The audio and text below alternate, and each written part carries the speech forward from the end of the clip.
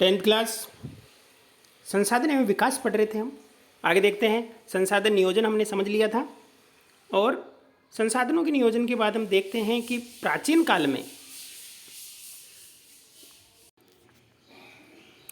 संसाधन नियोजन में देखते हैं अपन कि संसाधनों के लिए अगर हम प्राचीन काल में देखें तो बहुत सारे उपनिवेश, जो शक्तिशाली देश थे, उन्होंने बहुत सारे छोटे देशों पर कब्जा कर लिया, अधिकार कर लिया, क्योंकि उनको वहाँ के संसाधन चाहिए होते हैं और उन्होंने अपना विकास किया। आज वो विकासशील देश बन गए।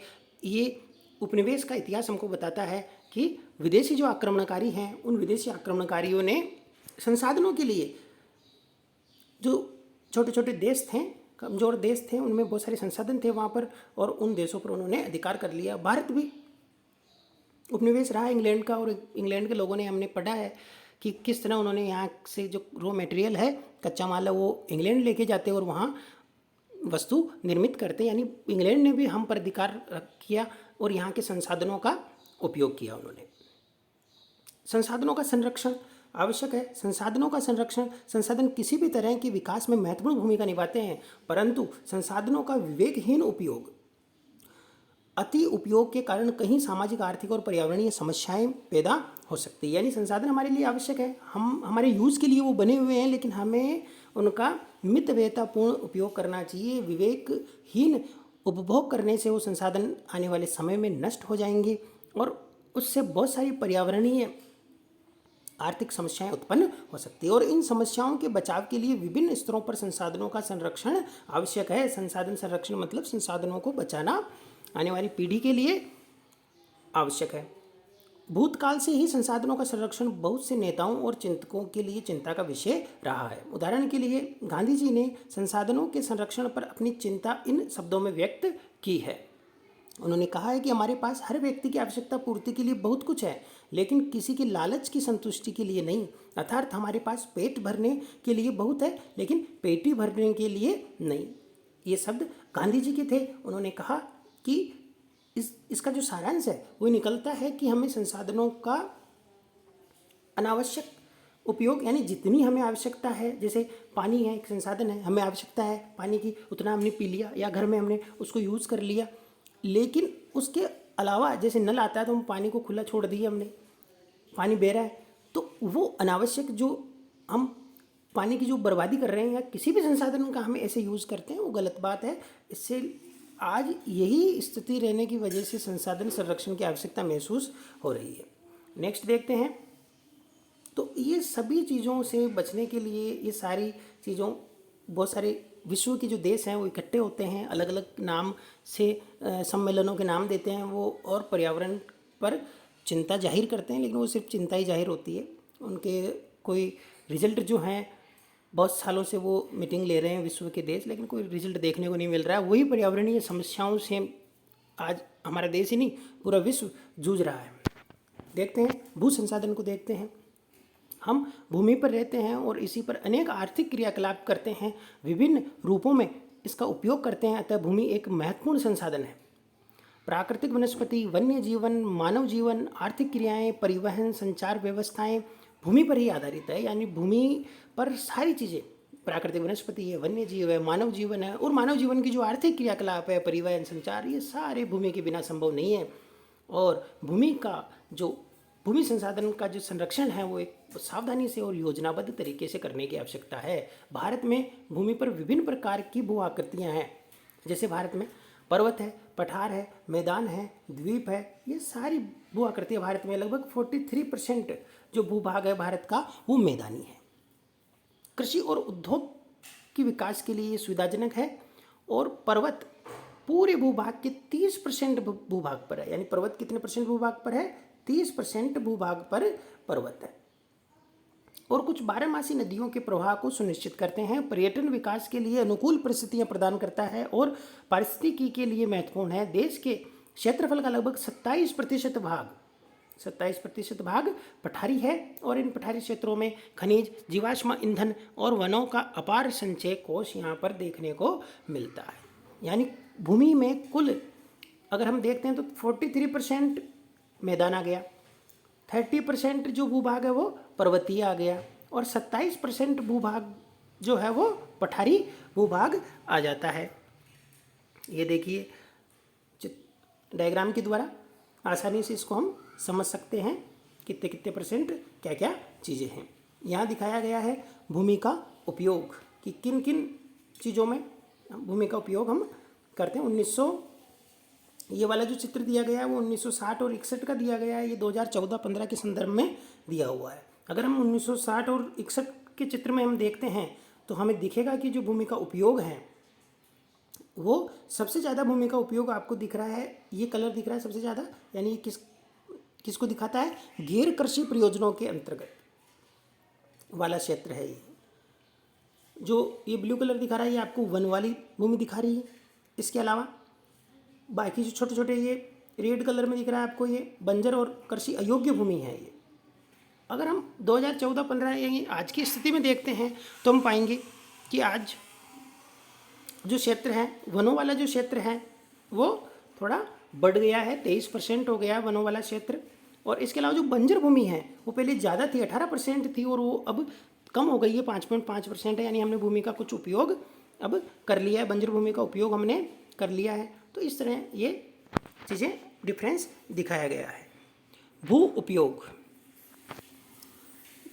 भू संसाधनों का उपयोग निम्नलिखित उद्देश्यों से किया जाता है। पहला वन, दूसरा कृषि के लिए, तीसरा प्रतिभूमि के अतिरिक्त अन्य कृषि अयोग्य भूमि जैसे स्थायी चारागाह और अन्य गोचर भूमि है, विविध वृक्षों फसलों उपवनों के अधीन भूमि, कृषि योग्य बंजर भूमि जहाँ 5 से अधिक वर्षों से खेती नहीं की गई है, प्रतिभूमि है वर्तमान में जहाँ एक कृषि वर्ष या उससे कम समय से खेती नहीं की गई है। ये सारी चीज़ें। पांचवा है शुद्ध निवल बोया गया क्षेत्र, यानी एक कृषि वर्ष में एक बार में अधिक बोए गए क्षेत्र को शुद्ध निवल बोए गए क्षेत्र में जोड़ दिया जाए तो वह सकल कृषिगत क्षेत्र कहलाता है कि एक वर्ष में कितनी कृषि का उत्पादन हुआ है। तो इस तरह ये भारत में भूमि का उपयोग किया जाता है। अब देखते हैं भूमि का प्रारूप, भू उपयोग प्रारूप। भू उपयोग को निर्धारित करने वाले तत्वों में भौतिक कारक जैसे भू आकृति, जलवायु, मृदा के प्रकार और मानवीय कारक जैसे जनसंख्या, घनत्व, प्रौद्योगिकी, क्षमता, संस्कृति, परंपराएं आदि शामिल है। यानी भू उपयोग को, यानी किसी भी भूमि का उपयोग क्या होगा, यानी वहाँ उस भूमि का उपयोग हम क्या करेंगे, उस भूमि की कौन सी चीज़ों पर निर्भर करता है कि वो भौतिक कारक कौन से, यानी भूमि कैसी है, उसकी भू आकृति कैसी है, समतल है, उबड़ खाबड़ है, पठारी भूमि है, कैसी भूमि है, उसको देखकर हम उसको उपयोग के बारे में डिसाइड करेंगे। वहाँ की जलवायु कैसी है, मिट्टी कैसी है, वहाँ की मानवीय कारक यानी वहाँ जनसंख्या का घनत्व कितना है, जनसंख्या कितनी रहती है, वहाँ की प्रौद्योगिकी जो है वहाँ पर वो कितनी है। ये सारी चीज़ें देखने के बाद हम डिसाइड करते हैं कि भूमि का उपयोग किस रूप में करेंगे।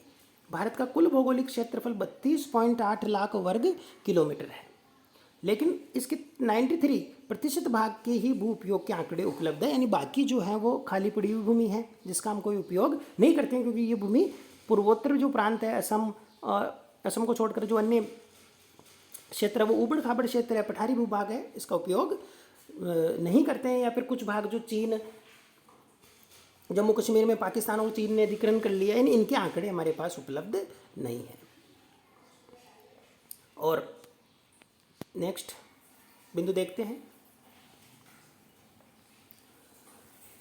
स्थायी चारागाहों के अंतर्गत भी भूमि कम हुई है। पशुधन की इतनी बड़ी संख्या के लिए चारा उपलब्ध कराने में कैसे समर्थ होंगे, इसके क्या परिणाम होंगे। वर्तमान प्रतिभूमि के अतिरिक्त अन्य प्रतिभूमि अनुपजाऊ है और इन पर फसलें उगाने के लिए कृषि लागत बहुत ज़्यादा है। अतः इस भूमि में 2 या 3 वर्षों में इनको 1 या 2 बार बोया जाता है। यदि इसे शुद्ध निवल बोए गए क्षेत्र में शामिल कर लिया जाता है तब भी भारत के कुल सूचित क्षेत्र के लगभग 54% हिस्से पर ही खेती की जाती है। तो इस तरह शुद्ध निवल भाग बताया गया है।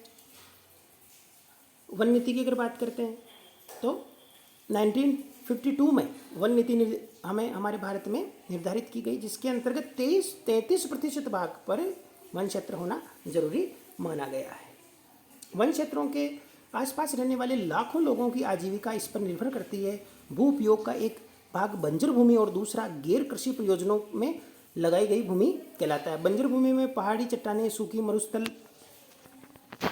मरुस्थल जो हैं वो ये सारी चीज़ें इसमें शामिल की जाती है। और गैर कृषि परियोजनाओं में लगाई गई भूमि में बस्तियां, सड़कें, रेल लाइनें आदि शामिल किया जाता है। लंबे समय तक लगातार भूमि संरक्षण प्रबंधन की अवहेलना करने एवं लगातार भू उपयोग के कारण भू संसाधनों का निम्नीकरण हो रहा है। यानी भू संसाधनों पर बहुत दबाव आ रहा है, भू संसाधनों का निम्नीकरण हो रहा है, इसके कारण समाज और पर्यावरण पर बहुत गंभीर आपदा आ सकती है। इसलिए भूमि निम्नीकरण और संरक्षण के उपाय बताए गए हैं कि हम इससे कैसे बच सकते हैं। भूमि एक ऐसा संसाधन है जिसका उपयोग हमारे पूर्वज करते आए हैं और भावी पीढ़ी भी इसी भूमि का उपयोग करेगी। हम भोजन, मकान, कपड़े की अपनी मूल आवश्यकताओं के लिए 95% भाग भूमि से प्राप्त करते हैं। मानव कार्यकलापों के कारण न केवल भूमि का निम्नीकरण हो रहा है बल्कि भूमि को नुकसान भी पहुंच रहा है। इस समय भारत में लगभग 13 करोड़ हेक्टेयर भूमि निम्नीकृत है, जिसमें से लगभग 28% भूमि निम्नीकृत वनों के अंतर्गत आती है और 56% क्षेत्र जल अपर्दित है और शेष लवणीय और क्षारीय है। यानी इनका उपयोग हम कृषि के लिए या अन्य किसी चीज़ के लिए नहीं कर सकते। कुछ मानव क्रियाओं जैसे वनोन्मूलन, अति पशुचारण, पेड़ ज़्यादा काट रहे हैं, पशु चरा रहे हैं, खनन भी हम कर रहे हैं, उससे भी भूमि को काफ़ी नुकसान पहुंचा है। खनन के अंतर्गत खदानों वाले स्थानों को गहरी खाइयों और मलबे के साथ खुला छोड़ दिया जाता है। खनन के कारण झारखंड, छत्तीसगढ़, मध्य प्रदेश, उड़ीसा जैसे राज्यों में वनोन्मूलन भूमि निम्नीकरण का कारण बना हुआ है, क्योंकि यहाँ पर खनन ज़्यादा होता है और बहुत गहरी गहरी यहाँ पर खाने मिलती है। इसके अलावा गुजरात, राजस्थान वाला जो क्षेत्र है, महाराष्ट्र वाला जो क्षेत्र है, ये अति पशुचारण के कारण यहाँ भूमि निम्नीकरण का कारण बना हुआ है। इसके अलावा पंजाब, हरियाणा, उत्तर प्रदेश जैसे क्षेत्रों में अधिक सिंचाई के कारण भूमि निम्नीकरण की समस्या उत्पन्न हो गई है। अति सिंचन के कारण जलाक्रांतता भी भूमि निम्नीकरण के लिए उत्तरदायी है, जिससे मृदा में लवणता और क्षारीयता की मात्रा बढ़ जाती है। यहाँ पर जैसे अपने इंदिरा गांधी नहर निकली अपने राजस्थान में और यहाँ बहुत ज़्यादा पानी फसलों को दे दिया गया। इसके कारण यहाँ जो श्री गंगानगर और आसपास का क्षेत्र है वो भी लवणता और क्षारीयता की समस्या से जूझ रहा है। और इसे दूर करने के लिए जो खड़िया मृदा है, सेल खड़ी है, इसका उपयोग किया जाता है। यानी जो क्षारीयता है उसे दूर करने के लिए जिप्सम का उपयोग किया जाता है। मिट्टी में ये चीज़ें डाली जाती है। तो इस तरह से ये भूमि निम्नीकरण की समस्याएं हैं, इनको दूर करने के लिए क्या क्या काम किए जा सकते हैं। पहला काम है वनारोपण, यानी ज़्यादा से ज़्यादा वन लगाना। दूसरा जो चारागाह है वहाँ उचित प्रबंधन करना कि किस हद तक पशुओं को चराया जाए, और पेड़ों की रक्षक मेखला लगाना, पशुचारण को नियंत्रित करना, रेत के टीलों को कांटेदार झाड़ियाँ लगाकर स्थिर बना देना। ये सारी कुछ चीज़ें हैं जिससे भूमि के संरक्षण को या जो निम्नीकरण की समस्या है भूमि की उससे बचा जा सकता है। तो ये सारी चीज़ें इसमें आ जाएगी। नेक्स्ट बिंदु है मृदा संसाधन, जो अपन नेक्स्ट क्लास में पढ़ेंगे।